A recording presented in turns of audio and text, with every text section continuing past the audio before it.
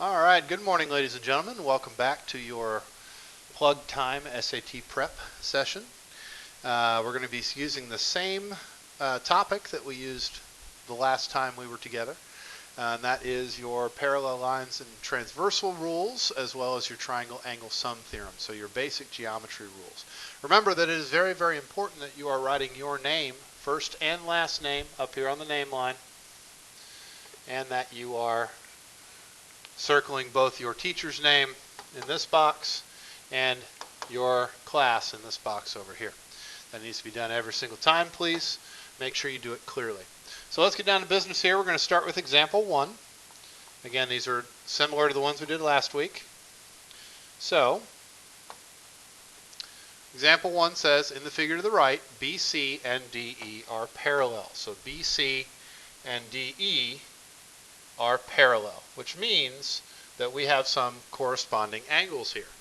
It also tells us that y is 35, so this is a 35-degree angle here.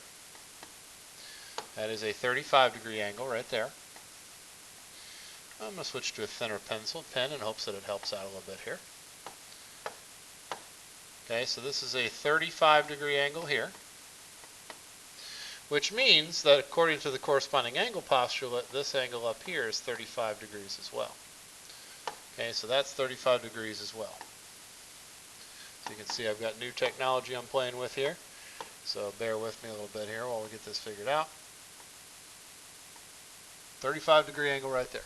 They also tell us that x is 94, so this is a 94-degree angle up here. They ask us, what is the value of 3z? Well, first we need to find the value of 1z. So we would use the angle sum theorem to state that z plus 94 plus 35, those are the three angles in a triangle, which means that they add up to 180 degrees. So we would combine like terms, 94 plus 35, to give us z plus 129 degrees equals 180. Then we would subtract 129 from each side, and that would give us z is equal to 51. Now don't be confused, that is not the answer to the question. The question says, what is the value of 3z? So we need to take z and multiply it by 3. 3 times 51 would be 153 is the correct answer. So C is the correct answer to example 1. Remember that with the SAT, it is always very important that you go back and make sure that the answer you have found answers the question that was asked.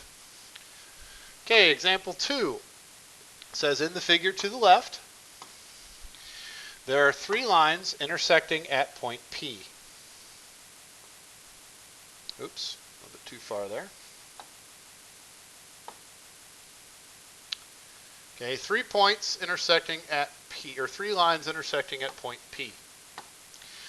If x equals 30 and y equals 15, what is the value of z?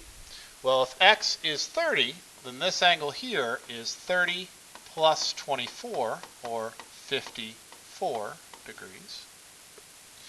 And if y is 15, then this is 2 times 15, or 30 degrees. In addition, we know that the vertical angle theorem says that this angle here is 3z degrees. Now if we look, we've got three angles, one here, one here, and one here, that would add up to be a straight line.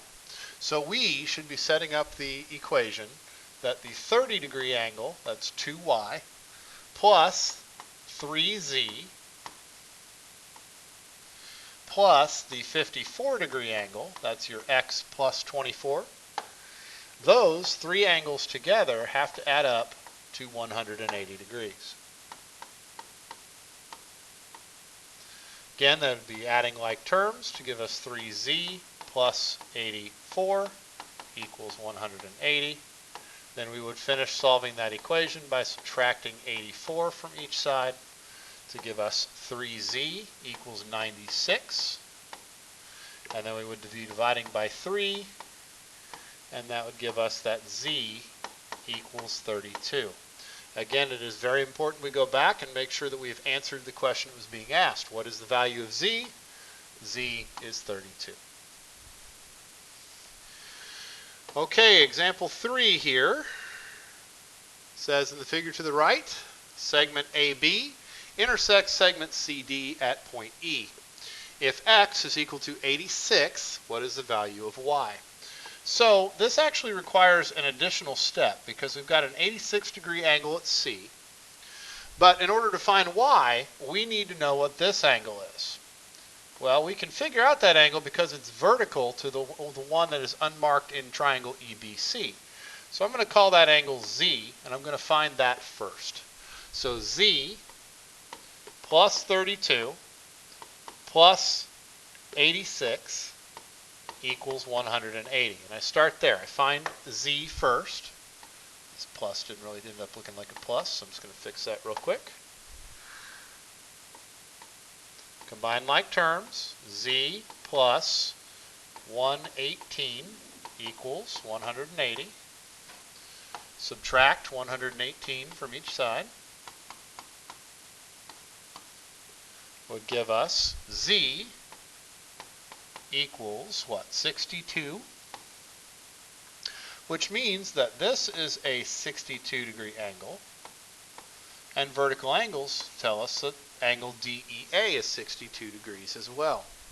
Well, that then allows us to find y, because now we can write an equation that says y plus the 62-degree angle plus a 68-degree angle has to also equal 180 degrees. Combine like terms, y plus 130 equals 180, and subtract 130 from each side.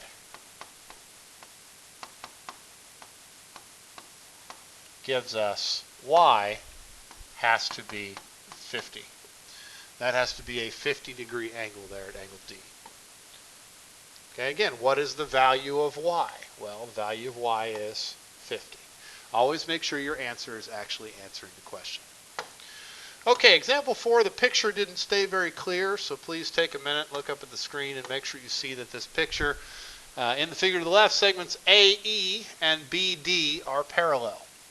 Okay, one of the things they'll do on the SAT is they won't use your geometric notation, they'll use words instead. Segment AE and segment BD are parallel. If angle BDC, again, trace that with your finger, that's this angle here, BDC, measures 48 degrees,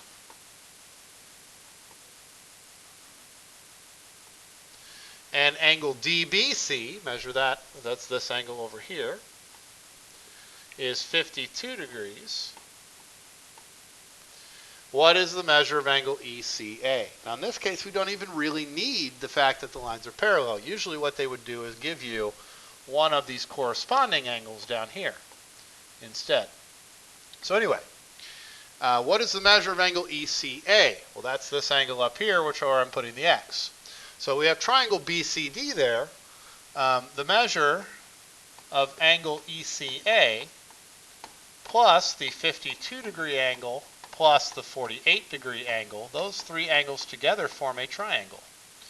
So I'm going to put an X in there for the measure of ECA. I'm going to combine like terms. 52 plus 48 is 100, equals 180. And then I'm going to subtract 100 from each side to solve for my missing angle, which gives me X, which is the measure of angle ECA, is 80 degrees. So the correct answer there is A. Okay, again, we've been through this process before. The remainder of the period is time for you to try the examples on the back side of the sheet. Remember to show all of your work and make sure again that your name is on it at the end of the period, whether you have finished the worksheet or not. Make sure your name is on the worksheet and turn it in to your proctor. Thank you very much for your time and attention.